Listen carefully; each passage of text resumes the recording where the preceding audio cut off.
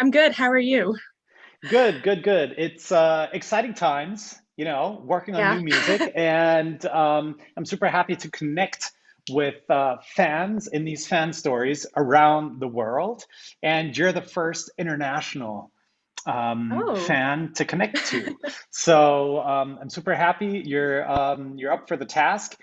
Tell us a little bit about you, because I know you sing, and you also have used the pandemic to get into some other very interesting uh, instruments, as far as I heard. yes, actually. Where to start? March 17th last year was when I was laid off from work and put on temporary hold.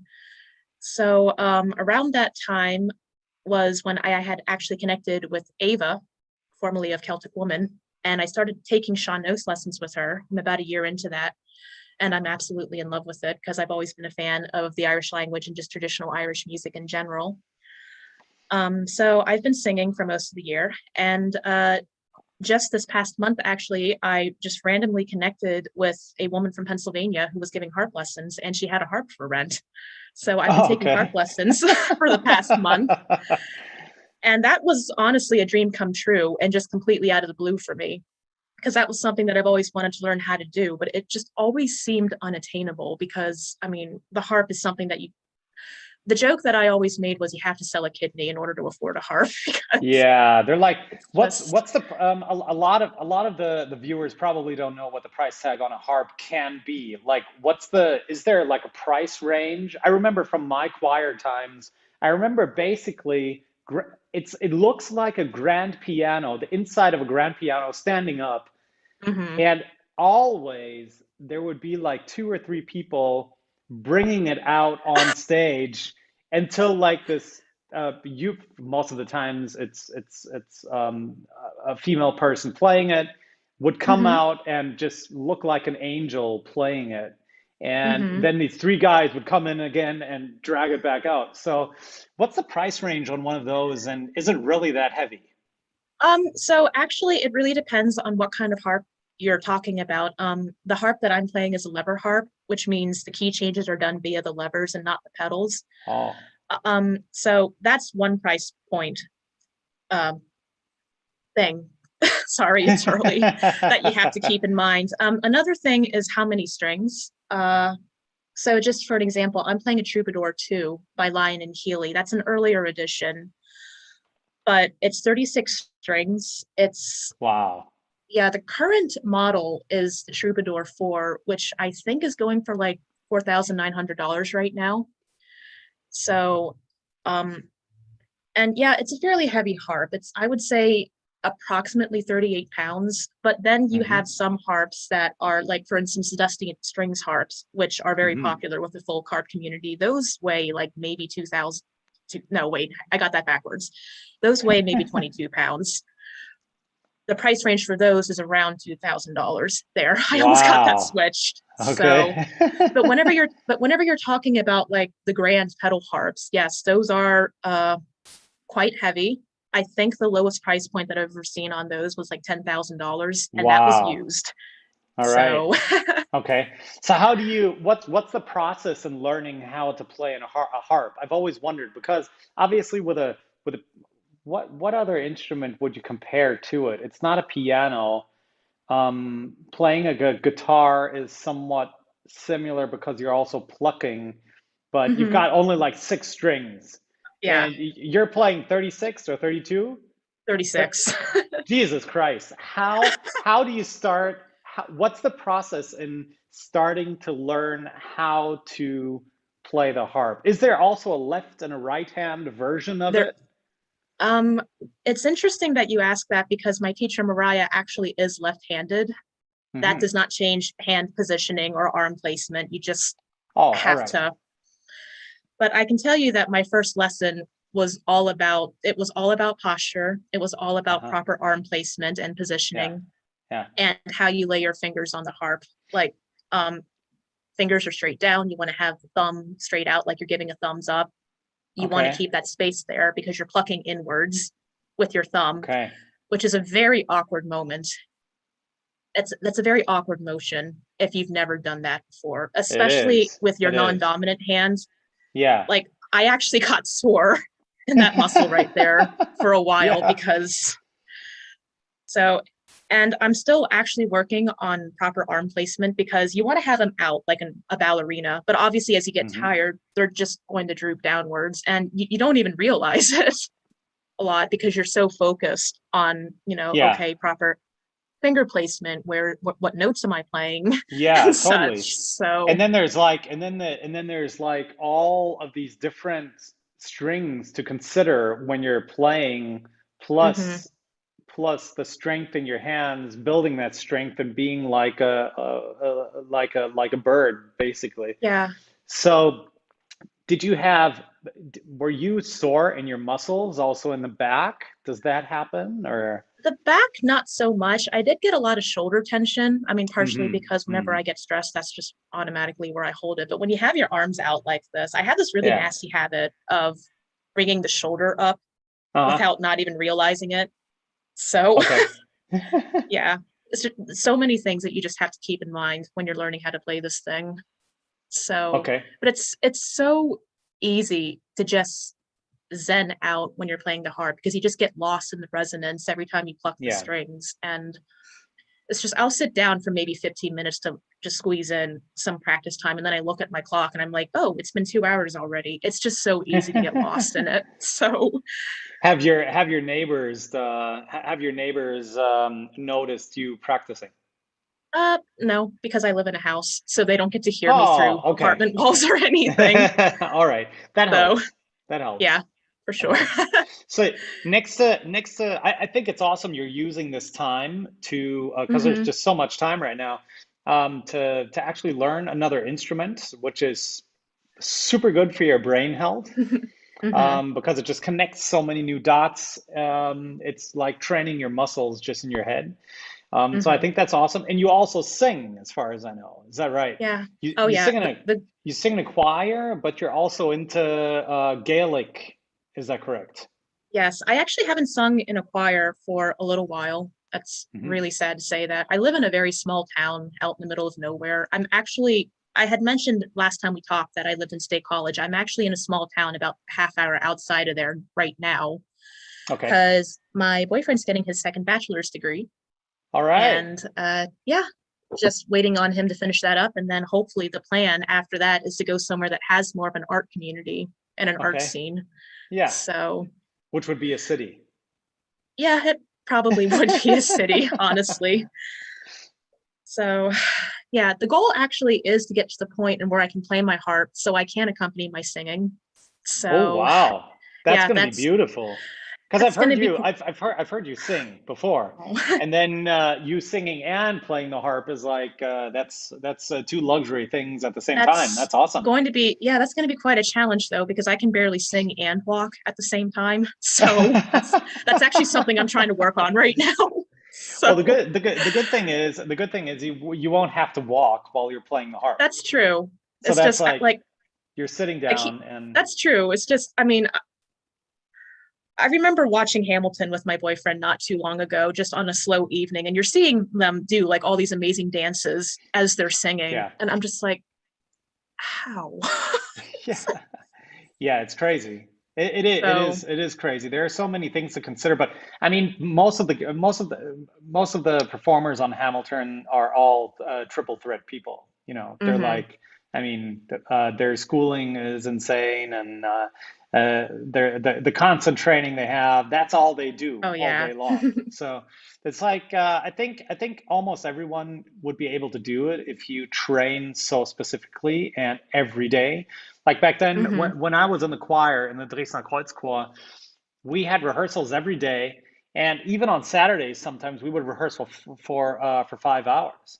You know, Hmm. so that's like the more you do the same thing over and over again, it's the same as working out and just building strength and muscle. And once your body, essentially, your body knows automatically what to do, so that's fine. Sometimes for example, I memorize some of the lyrics, not by the story that I'm telling through the lyrics that I wrote, but just by the muscle memory in my face. So when I'm on tour, most of the time I'm also thinking of other stuff. Mm-hmm. Sometimes there are moments like where I sing and I'm like, oh, what am I gonna have for dinner later when we get on to the night? What kind of, oh, tomorrow, so I shouldn't forget to send out that newsletter tomorrow in the morning. And so sometimes there's like, sometimes things will be so automatic that you can start thinking about other stuff. And that's Mm-hmm. really when you're at the top of your performance, kind of, because Mm-hmm. it just becomes something that you can do at any time. And my vocal coach would sometimes wake me up in the morning at 3 o'clock in the morning, call me up and ask me to sing something. Oh. So yeah, and then go like, what's the second line from that part of that? And I'd go like la la la la la, and then it would be like, okay, good, go to sleep. So that's the kind of training sometimes that that we would go through, just Mm-hmm. to be hands on at any time. Nice. Yeah, yeah, it's fun. It's fun. So how did you get into the dark tenor? I mean, you're in the United States, Yes. and I have a few fans in the States, but not so many as that I would say there's like massive posters going on and Mm-hmm. huge advertisement on TV. How did you find out about the dark tenor? Okay, so I've actually always been interested in classical crossover music. I mean, I've been a huge fan of Lindsey Yeah, Sterling, the Piano Guys, Haley yeah. Westerner, Celtic Woman. There was a website that I frequented quite a bit actually called classicalcrossover.co.uk. I don't even Hmm. know if it's online anymore, but you were the featured artist on Oh there wow, nice. one day. And I think I told this story to you, but I'm going to say it again. I liked the getup, but at the same time, I thought it was kind of creepy. But it just, Yeah, it was. It is. I mean, you I mean, take wait a Diablo's. second. Wait a second. Wait. I'll be right back. I'll show you how Nervous creepy it now. is now. Yeah, watch this. Watch this. Oh my gosh. Let's see if the connection stays up. Wait a second here. Sure. Uh, yeah, I haven't done this on video yet. Oh, wait a Oh second. my gosh. Well, I'm It's kind honored, I guess. it's not. Oh, wait a second. Oh, here it is. Okay, so there's like this. Imagine this Yes. Batman-ish kind of room back here. It's a vault where I store all the masks that I've used. So check this Yes. out. So obviously we're gonna do like a history thing right now. Yes, of course. This is a cool idea. So Well, this is um, exciting. there's the original mask, right? You remember this Yes, one? I do. That was the one you were wearing actually when I found out about you. Here we So, go. There it is. Okay. Yeah. So that's the one that I wore for the first album, hmm. right? I had it custom made with a designer in Berlin, Okay. which it's handmade and all that. It's I think I have two of them, just Oh, in all right. case any of it would break. So that's like, and it's got like a here we are. It's got like a leather pouch in the end on Hmm. the inside, I so it see wouldn't that. hurt. So it wouldn't hurt your head, and then it just slips over like that, and then it's like a Uh, yeah, I see that. That see. is so cool. Yeah, so that's one of them, and then there's obviously there's the I call it the butterfly mask, Okay. which is cute as well, which gave me a little more Freedom. um, a little more freedom to eat and drink things, you Yeah. know. So it would just go on like this, Hmm. with the thingy in the back, and then the guys in the band they would wear these, Yeah, I right? remember So seeing that on the tour and videos. So, that was for the second album that I did for hmm. Nightfall Symphony. And these are, oh wow, made in America. There you go. Oh, Not 99.9% leather. And I remember Eric, my music director, getting like a rash on his eye because he's allergic. oh. Yeah, well, yeah, he had to wear them anyway. There was nothing he could do. He couldn't like put a layer in there. Oh no. No, yeah, that would have been a great idea. Actually, we didn't come up with that. We should have put like, I don't know, maybe paper or something on the inside. Yeah, but for some reason his eyes didn't like it. I don't know Mm, why. he's a Yeah. trooper. Yeah, yeah, he really is. He's awesome. Yeah, so that's the little mask the little mask showcase right here. Nice. Yeah. It's rusted actually from all the sweat. Got like rust on it. I think you can't see the rust, can you? No, No, you can. I, No, you I can't. not Okay. really.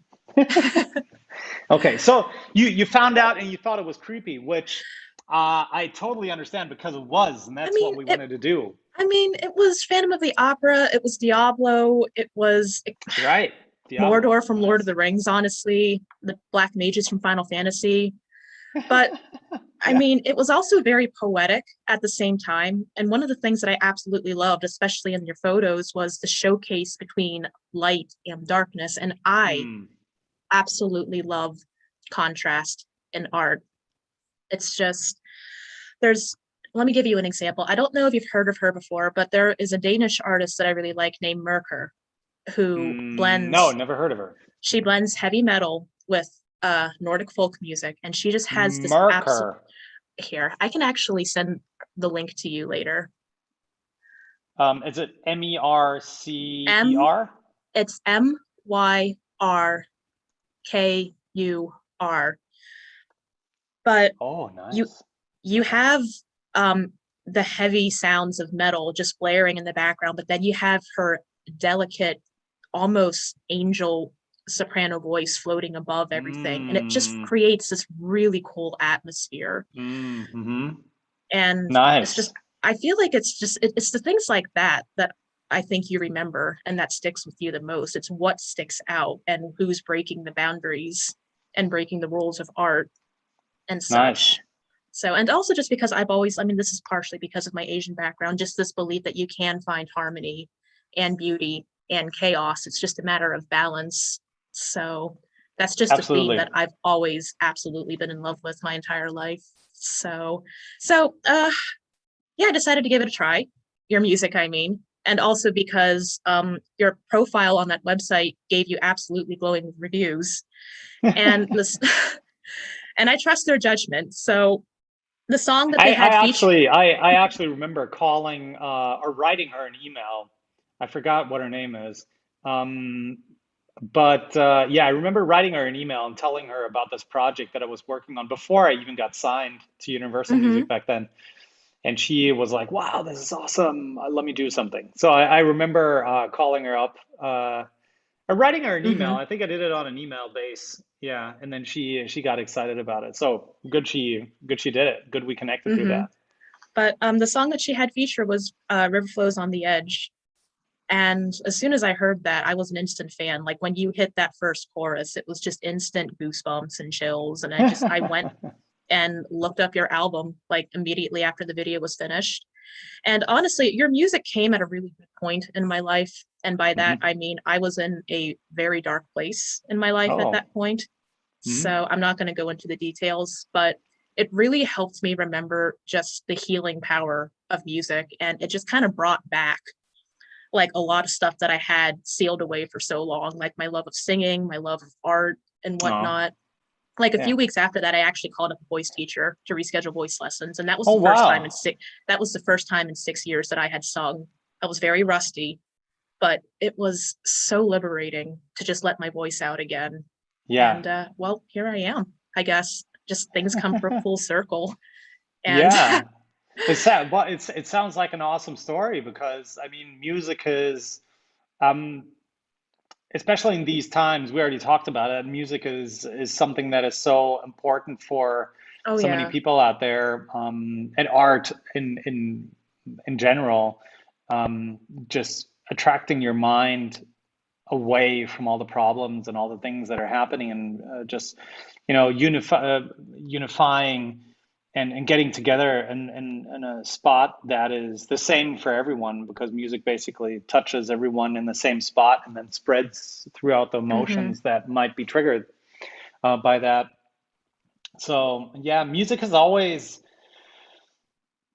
me singing all my life and always been in music, no matter if it was a violin or if it was singing or playing the guitar, whatever, whatnot.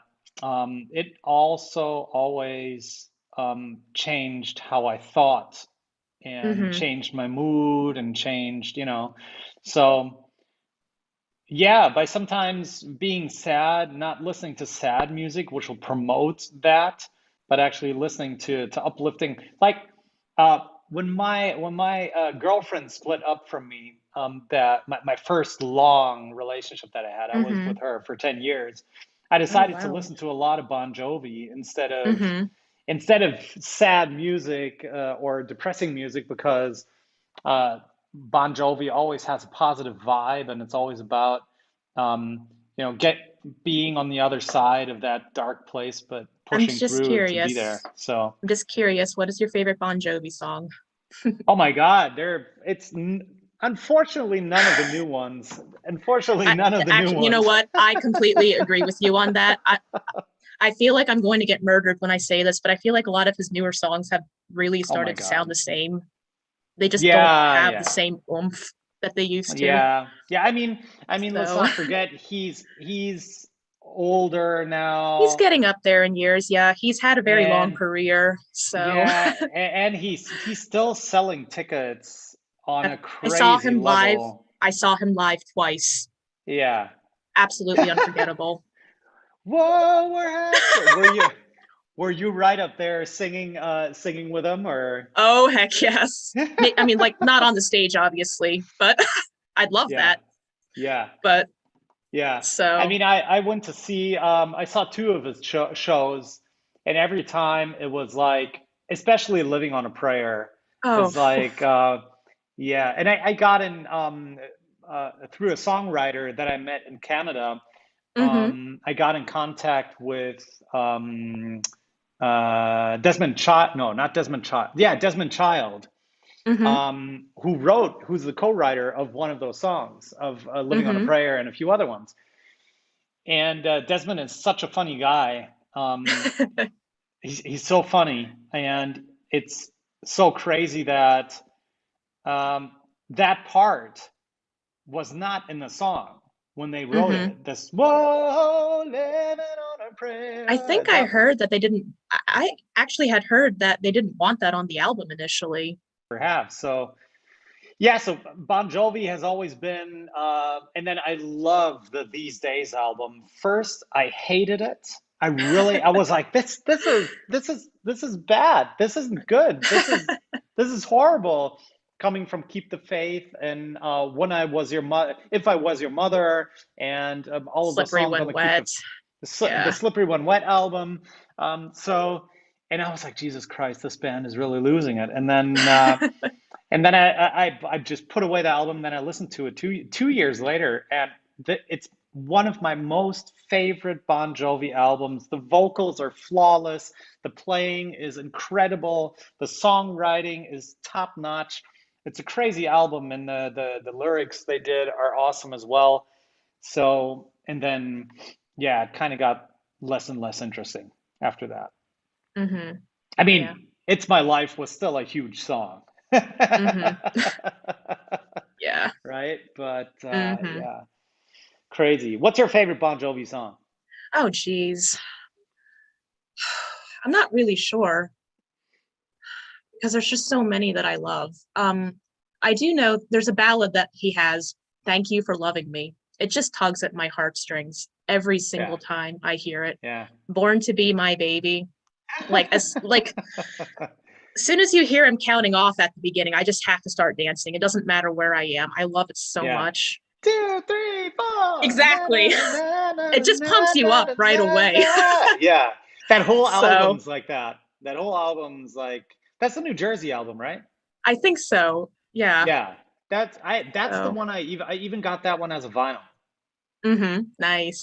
I think I even So got it here. Wait a second. I don't have a lot of, okay, let me show you some of my vinyls I have here. Watch this. Let's see. Uh, this is one. Let's see if you mm-hmm. can see it. This is, Kind of. here you There go. we go. This is a German record. It's an old one. It's called Weihnachten mit dem Dresdner Kreuzchor, Christmas with the Dresden Crossfire, which is not that exciting. Oh, wait a second. Here's one, which is a Dark Yeah. Tenor LP. Let me see here. Oh, here's one. That's Depeche Mode Violator. hmm More Depeche Mode. I'm not a big Depeche Mode fan. Oh my God, Milli Mm, Vanilli. Okay, I'm gonna put this one okay. away really quick. Then there's Alter Bridge. Mm-hmm. Got that one. Love the vocals he does. What's this? More Depeche Mode. This I'm not going to show because it really scares me. And this is Im Schatten der Ärzte, which is a German punk band. Look, this Mm-hmm. is the look they had back then. I see. Typical. But where's the Bon Jovi? I can't find. It's probably at my mom's place back in Dresden. But I Mm-hmm. do have the New Jersey album as a vinyl, and Mm-hmm. I love that album. Mm-hmm. Do you know the story See, about the artwork of the Slippery When Wet album? I do not know the Because one. it's Tell it. just because it's just black, right? It's like this Mm-hmm. black kind of slivery thing. You can't really read what's on it. So the story is the album cover was supposed to be pink, like a lot of the 80s bands were just like in that pink area and then all the hair stuff going on. And Bon Jovi said, "Only over my dead body will I have a pink album cover for the band Bon Jovi." So what he did is he went off to one of his photographers in New York, and he got himself a brown plastic bag, sprayed it wet. Or, no, I think it even got wet in the rain, he said. And he Mm-hmm. had it in his hand, and he wrote "Slippery When Wet" on it with his finger, had it photographed, and Ah, that's the album cover of "Slippery When Wet." cool. Weird, Actually, isn't it? nice. Yeah. Yeah. But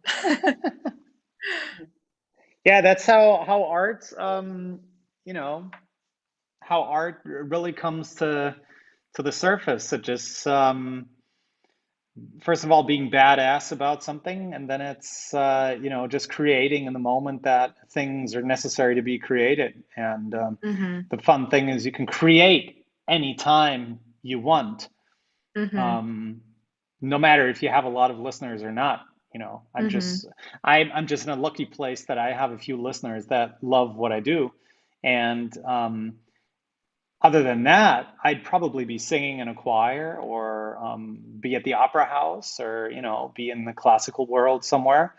But Mm-hmm. yeah, it's just creating is something really beautiful. That's why I like you just, getting into the zone and playing the harp and singing. And those are literally the things that'll always keep you out of that dark place. That's what music Mm-hmm. does. It just changes the biochemistry in your head. Yeah. Mm-hmm. Yeah. Yeah.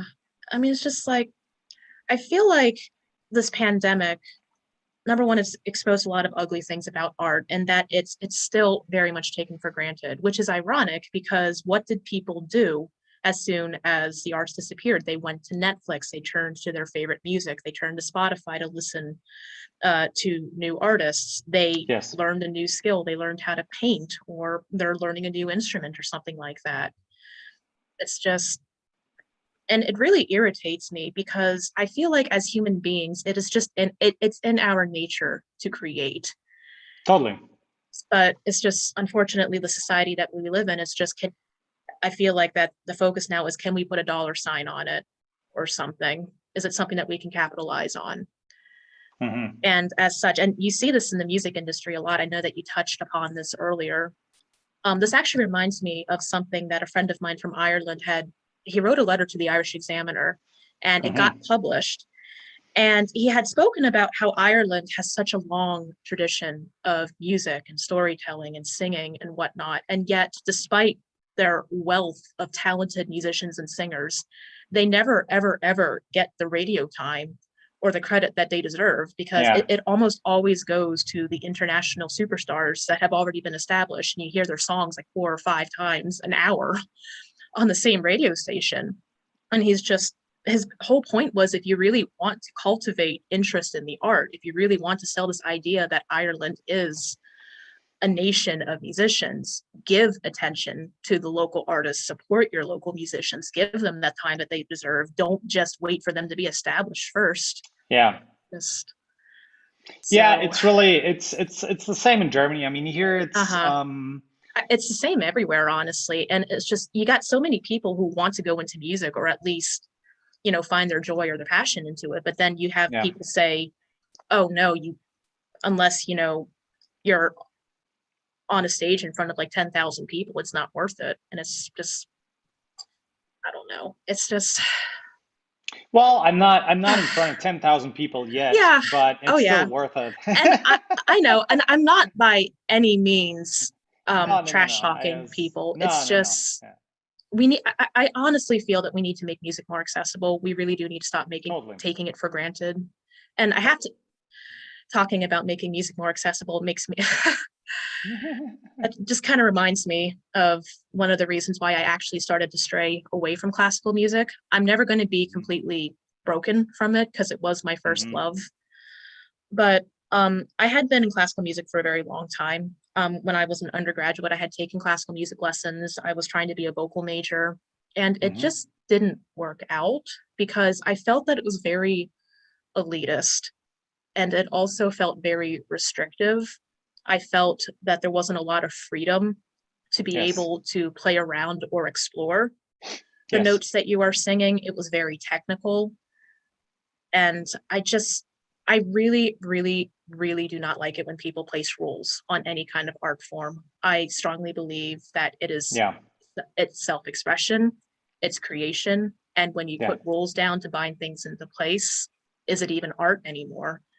Yeah. So it's just one of the reasons why I've started exploring more free forms such as Sean singing or Celtic music. I mean, like Hmm. when you listen to like, the Celtic legends, they're doing ornaments, they're holding Yeah. out notes, there's no set tempo. Hmm. Hmm. I mean, honestly, I It's feel very like, free. Yeah. oh yeah, absolutely. And that was definitely a very alien style to me growing up because Hmm. I'll go ahead and just give you a brief explanation of my Sean Yeah. lessons. It's learned entirely by ear. She sings a phrase for you, and then you repeat it back to her. And then you just basically keep doing it until you get it. And then you go and you practice it. And then after that, you basically, once you get comfortable with it, put your own ornamentations in. And there are Nice. times and where I will feel my voice just kind of start to flip over on its own. And I panic because I'm like, what's going on? And then she's like, no, no, no, no, no, trust that, trust that, trust that. Yeah. Let your voice Yeah. do what it wants to do. And I'm like, Yeah. what? Yeah. So, Yeah, that's something you're not taught in classical singing. mm-hmm, That's something you are taught to um, get around, right? mm-hmm, So yeah, I mean, classical music really is training in it, and I mean, my mom has played in an orchestra, in orchestras for all her life, and mm-hmm, it's always they that's all they do. They comply to what the music says, and they're not they're told how to interpret the music by the conductor, in the mm-hmm, end. So that's kind of how this whole group section works, and I think it's really nice you've gone into, because that's one of the reasons why I wanted to get out of the choir. I mean, in the opera house, the funny thing was in the opera house, the choir singers were all singing as if they were soloists, mm-hmm, right? And that's why you've got in these big orchestra, in these big opera choirs, it always sounds like there's like this massive one voice going on. But a lot of these singers, on the contrary to the church choir that I used to sing in, the Dresdner Kreuzchor, which is also very elite, everyone is trained to sound and behave the same. Whereas in the opera house, everyone's trained to have the largest muscle, and then everyone will use different techniques to get there.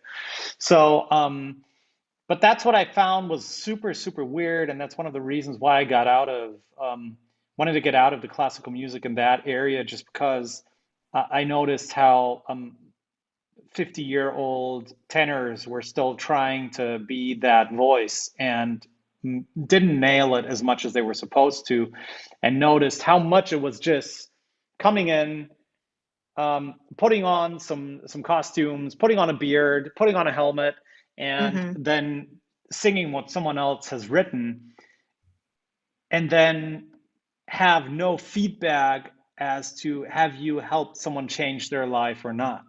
It's like mm-hmm, it basically doesn't matter. So mm-hmm, um, that's kind of the feeling that I personally had, and that's why I was like, okay, I really want to do something that expresses my individual need for music, and I want to do something that no one else has done before. Hmm. So that's something you can't do in classical music per se. So you really need to go out there and try and find a way to do that. And it doesn't matter if you have a huge audience or not, because literally all you're doing or trying to do is satisfy the biochemistry that's in your Mm. head, uh, whether it's by playing the harp and singing or walking straight and singing at the same time, or being on stage and play. I had to fight to play guitar at the same time and sing. There's still sections Mm. where I'm like, oh my God, here's this. I always fuck this one up. I really need to. So yeah, then you concentrate and try and get that one right. But yeah, the individual need is expressing what you're feeling, Yeah, and it doesn't matter if you absolutely. have a huge audience or not. It's basically what does it do with your own body and the biochemistry in your head. So I'm Yeah, super I happy can. you're doing it. Yeah, I can tell you that the thrill of performing definitely adds to that biochemistry too. Oh So yeah, it's yeah. just, it's funny because I remember my first choir concert in such a long time. It was with the Boydell Singers in Ireland when I was doing graduate study, and I was Hmm. terrified because that was my first choir concert in years since Yeah. my undergrad years. And I was shaking, I was sweating, like my voice was drying up. And then the weirdest thing happened. As soon as we started walking out to the stage and I got on the steps, my body was just like, it just clicked into place. It's just like, oh, I know Hmm. this part. Gone. Yeah. Yeah. So it's just Yeah. the body remembers. So, Yeah, it does. It does. And I used to be really excited before I went on stage, but really the last time I can remember I was really shaky before I went on stage was when I performed with the Babelsberger Film Orchestra, which is one of the renowned German orchestras, in front of 6,000 people on Gendarmenmarkt in Berlin, in the middle of the town.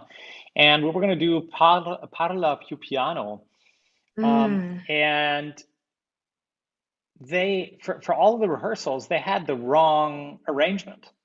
And I was like, oh, Jesus. And at some point I said, I'm only going to do it if you guys have the arrangement that I practice with, that I hmm, studied, that I know how to do. Because we only have one rehearsal for this. So, yeah. yeah, I'd be freaking out. Yeah, so I refused to do it, and they rewrote my arrangement in the night, and it was totally unclear if we were going to do it or not. It was also taped by national TV, so I was like, "Oh God!" And so then they said, "Okay, we're going to try and get it done by rehearsal tomorrow morning at 10 o'clock." And I was like, so I went to sleep, and I was like, "There's a good chance I'm going to have to do it, so I better remember the lyrics." Hmm. Because it's all in Italian, right? So I was like, oh my God, how am I gonna? So I went to sleep with the lyrics in my head, and that's all I repeated the whole time until I fell asleep. Mm. And in the next morning, my head was still doing the repetition of it. I woke up and I took a shower, and I was still going, Parla più piano, and I was still, and then we went in. They had the right arrangement. We rehearsed it once. Everyone was happy. And then when it was full, 6,000 people were there. I was like, oh my God. And I stood there and I was like, I can't remember the first word. I stood there in my clothes and I was like, okay, let's do this. And then I was like, what's the first word? Oh no. What is the first word of the song? The orchestra was on stage. They suddenly had like flame bowls on the front of the Uh-huh. stage that we didn't have for the rehearsal that were they had like black smoke coming out of them, which we had not rehearsed, which is no problem usually. But I walked out on stage. Massive stage. I still could not remember the first word. There was black smoke that went into my face. I breathed in the black smoke. I had to cough. I was like, oh my God, this is the worst intro to doing it. And then the orchestra started, and I was like, oh my God, I'm going to really fuck this up on national TV. And then it was just there, and I did it. Mm-hmm. So, and it was so happy it worked out. I was supposed to do a second song. I was so happy it worked out. I walked off stage, Oh, oops. but I was supposed to do another song. I walked off stage, started taking off my in-ears. I gave them my microphone, and they looked at me and they were like, "What are you doing?" And I was like, I really, because I really nailed it. I was like, I really nailed this one, right? I really nailed it. And they were like, yeah, I mean, you nailed it, but do the second song. And I was like, Yeah. oh yeah, right, okay. So I put it back in. My piano player, he was like, are we doing this? Are we doing Haydn Röslein now or not? What are we doing? Are we doing this now? So I Mm-hmm. walked back out on stage and I was like, oh man, I was so excited that I actually nailed this, and everyone laughed. 6,000 people laughed. And then we did the Haydn Röslein, and I'm Nice. unfortunately I messed that one up. Uh, oh Just well. lyric, yeah, just lyric wise, which is, sometimes that happens. Yeah. Sometimes, and you just have to be funny about it and not take yourself too serious. Mm-hmm. That's something I'm still working on. Yeah, So, just you make mistakes. Sometimes river flows on the edge. Sometimes I will not remember the first line of River Flows on the Edge.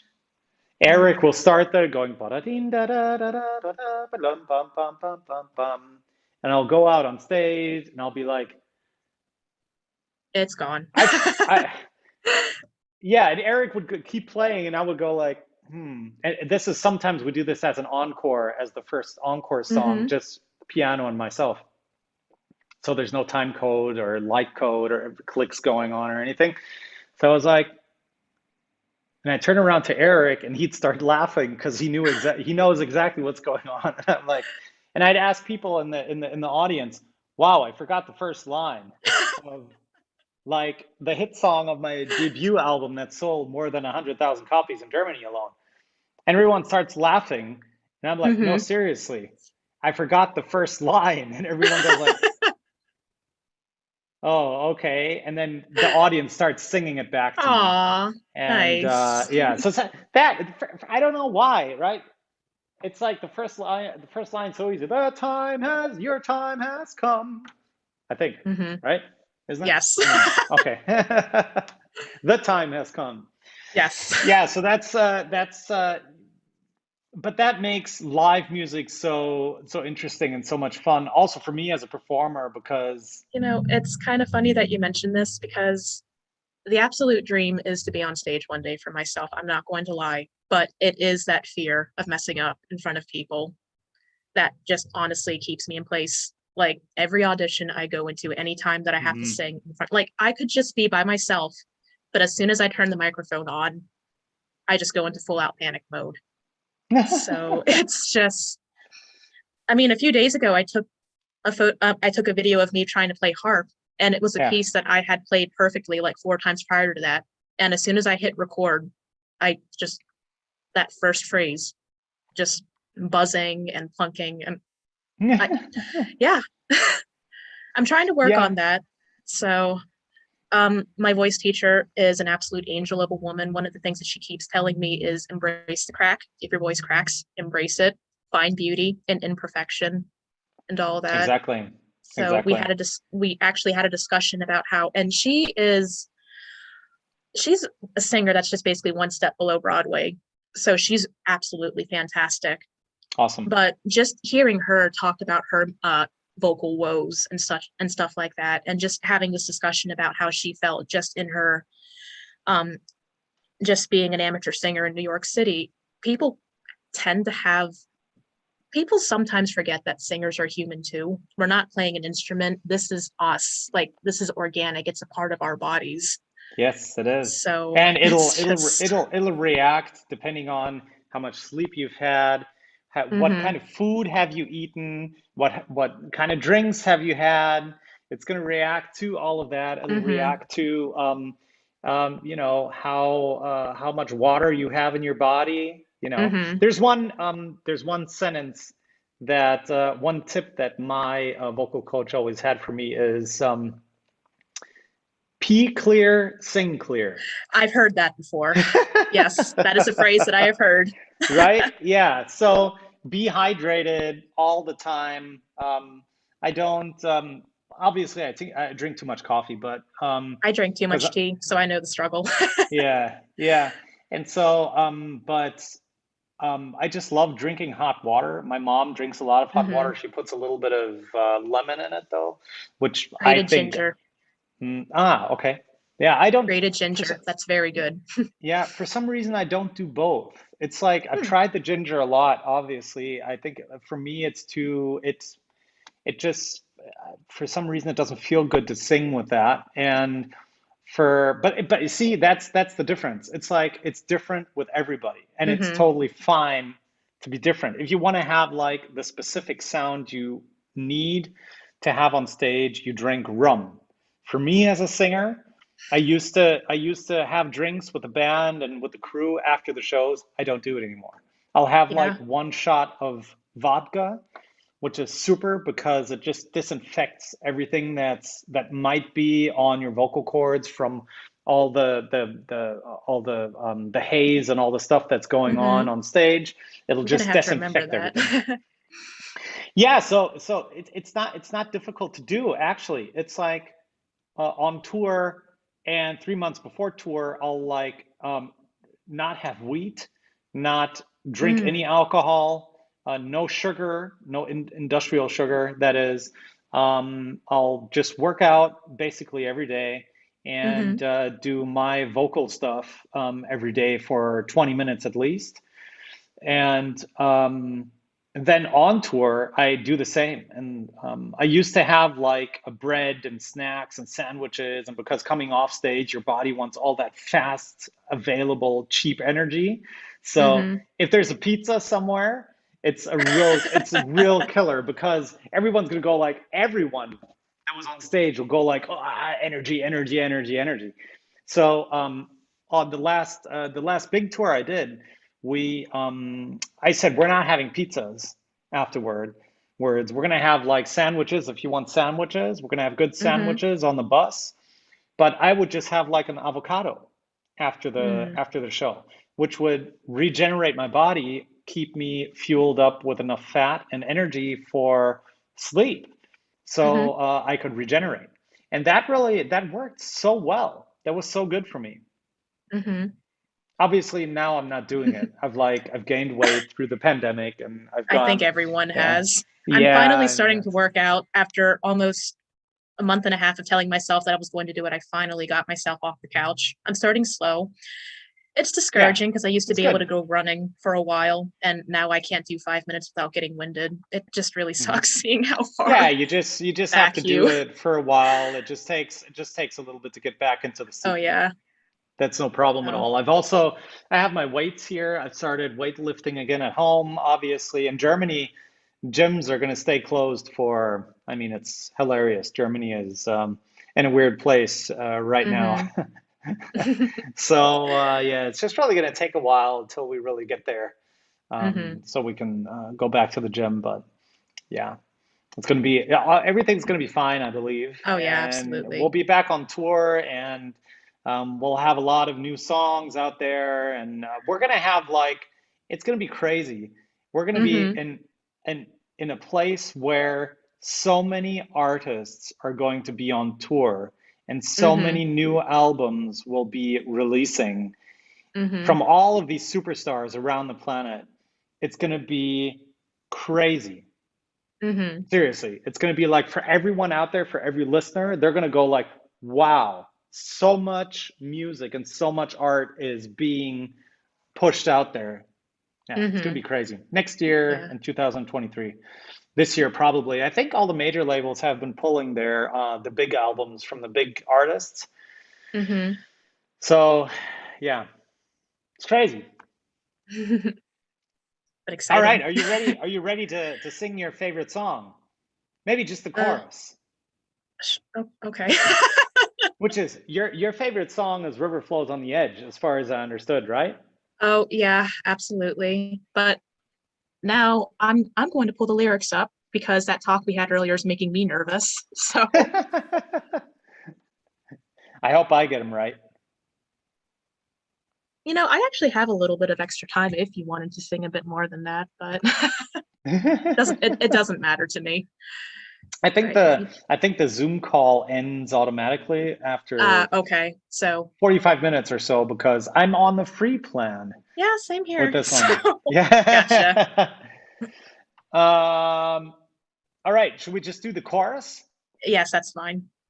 Okay, ladies and gentlemen, so this is Danielle Austin featuring the Dark Tenor What? with yeah, we're gonna sing together. Okay. I'm the featuring artist and you're the Okay. main artist, right? We're gonna sing together. Sure. This is gonna be fun.